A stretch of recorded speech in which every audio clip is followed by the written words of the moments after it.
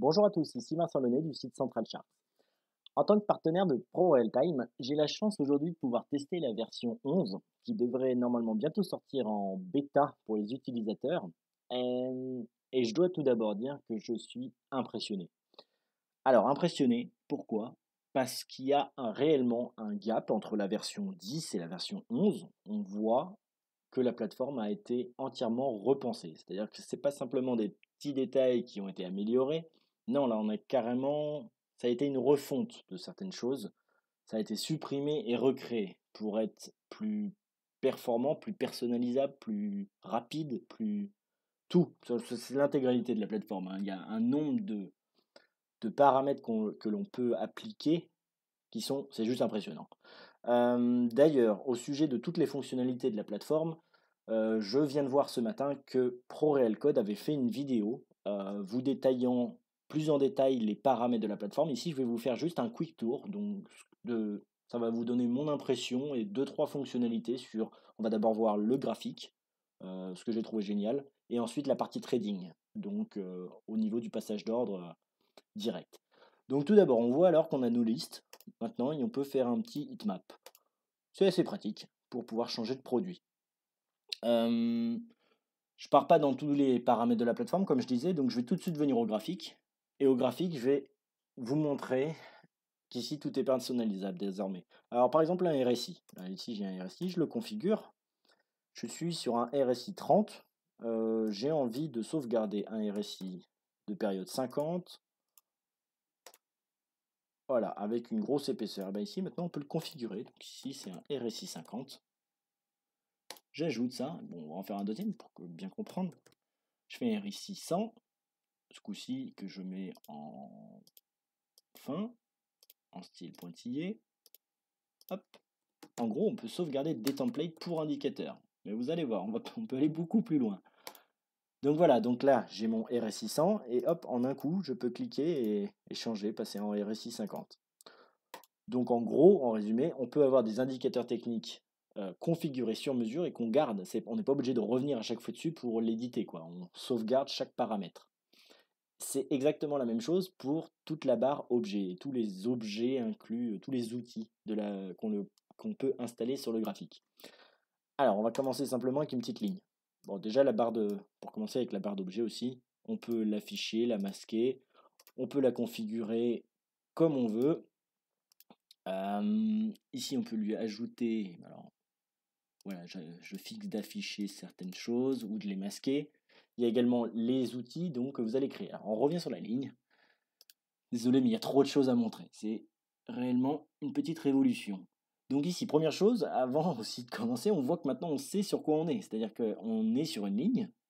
Il y a un petit icône qui nous indique qu'on est sur la ligne. Avant, on ne savait plus de temps en temps si on était sur le curseur ou si on était sur une flèche, un retracement Fibonacci, peu importe.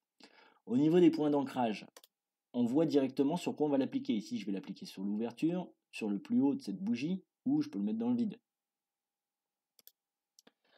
Il y a le coût du un clic. Alors, il faut l'activer. Hop, en un clic, j'ai accès aux paramètres de la flèche.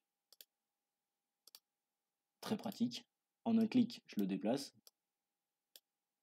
J'en fais ce que je veux. Je change les points. En gros, ils ont rendu la chose beaucoup plus rapide pour tout ce qui est pour tous les analyses techniques. Donc on dit qu'on pouvait, j'ai dit on pouvait configurer les lignes en effet. Alors ici, par exemple, je vais faire une grosse ligne rouge et je vais la sauvegarder. Je l'avais déjà sauvegardée en tant que grosse résistante. Je vais faire un autre exemple. Alors je vais l'appeler, mon modèle, ça va être RR. Je l'ajoute et j'en fais une verte. Pareil, j'appelle SSSSS. Hop, donc on voit elles se sont déjà créées en tant que nouvel objet dans ma barre. Alors je peux les afficher ou les masquer, bien sûr, hein. Si je vais dans les lignes, on les retrouve ici, RRRS. Il suffit que je les affiche ou pas. On voit sur la gauche que ça l'affiche ou ça la masque. Et encore mieux, pour aller encore plus loin, on peut créer des raccourcis clavier. Alors j'avais déjà fait ça sur ma précédente vidéo en test. CTRL R, CTRL B, j'appelle une grosse résistance ou un gros support en format ligne. Des objets que j'ai créés. Donc je fais un CTRL R, boum, on voit tout de suite que ça m'a sélectionné la grosse ligne et je peux la tracer. Voilà, des petites révolutions comme ça, super pratique. Donc en gros, vous pouvez faire désormais des objets et de tous les outils qui se positionnent sur le graphique, vous pouvez en faire ce que vous voulez. Vous pouvez afficher, masquer, tout se fait assez rapidement et vous perdez rien. Petite précision également, vous pouvez maintenant, ah oui, ça c'est génial, vous pouvez faire plusieurs études. Alors, je m'explique. Imaginons que j'utilise que des flèches. Voici ma première analyse technique. Et là, tout d'un coup, j'ai pas envie de perdre tous ces tracés. J'ai simplement envie de repartir de zéro et de recommencer. Ici, on peut faire, hop, nouvelle étude, étude 2. Je vais appeler ça étude 2. J'ajoute, pouf. Alors, il me supprime tous les objets que j'ai créés. Je vais maintenant faire, imaginons une analyse qu'avec des petites flèches rouges. Et voilà, du coup, je peux basculer de ma première étude à ma deuxième étude. Et on peut en créer comme ça des études autant qu'on veut sur chaque produit et chaque unité de temps. Très, très, très pratique. Avant, on était obligé de masquer certains objets pour pouvoir en ajouter d'autres. Là, ça a été bien repensé. On passe au côté trading, qui va être beaucoup plus intéressant.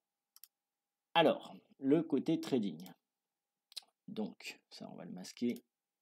Donc, je suis ici sur l'or. Hop. Ah, j'en ai mis un peu beaucoup, là, des petites flèches, elles viennent me perturber. On va les supprimer. On a la fonction également avec le bouton supprimer. Ouais, il suffit de cliquer dessus, en fait, et après, vu qu'il y a les raccourcis clavier, super pratique. Donc ici, je suis sur l'or. On peut choisir le nombre de lots que l'on veut. On saura à l'avance la valeur d'un point. Bon, alors je vais commencer. Hop, j'achète. Voilà, ça m'a acheté. Jusqu'ici, vis-à-vis de la version 10, on est à peu près sur la même chose. Bon, alors on a bien le montant de la transaction qui apparaît directement sur la ligne. Grosse nouveauté que je trouve géniale, mais juste géniale, c'est ce côté où je survole ma position, je peux directement ajouter un ordre limite. Et ça nous indique également le montant qu'on va gagner. C'est-à-dire si je monte là-haut, bon ok, je vais gagner 50 $. Donc là, bon, pour l'exemple, je vais essayer de faire en sorte que ma position soit clôturée. Donc je mets un tout petit ordre limite. Donc j'ai pas besoin d'aller en fait cliquer sur une position, d'aller prendre mon pavé numérique pour saisir à quel niveau de prix je veux sortir. Euh, Ici, on peut simplement décaler la flèche, voilà, enfin décaler le signal, hop, et je veux sortir quand je serai à ce prix-là, ça me fera 2,90 $ de profit. Alors à savoir que chaque opération également, on peut voir la performance qu'on a réalisée sur la journée, sur le mois. On peut voir ça en fonction du produit. On peut faire soit le portefeuille global, soit, imaginons sur l'euro-dollar. Alors ici, j'ai fait aucun trade pour exemple, mais si on veut, on peut en gros cibler produit par produit quelle a été notre performance sur le jour, sur la semaine. Voilà, c'est très pratique. Autre petit truc, si on veut sortir, on peut sortir d'un coup et directement toute la position. Ici, je veux sélectionner donc 5, vu que j'en ai ouvert 10. J'en sors que 5 et hop, en un clic, je suis sorti. Je suis sorti avec gain de, j'ai sorti 5 bouts sur 10.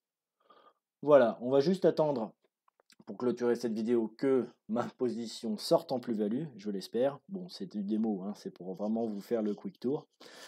Je le redis, je suis impressionné. Vous allez voir quand la plateforme va sortir, le nombre de possibilités et surtout de configurations auxquelles vous avez accès. Je vous invite à voir la vidéo de Nicolas de ProReal Code qui est rentré beaucoup plus dans les paramétrages et également il a fait une vidéo sur les systèmes de trading automatique et les backtests. Il y a désormais des optimisations de backtest possibles, voilà, il y a énormément de nouvelles choses.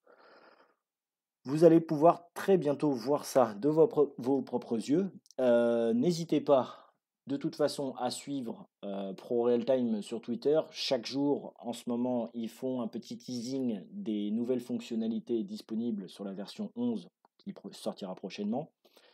Mais d'ores et déjà, je peux vous dire que vous allez être content.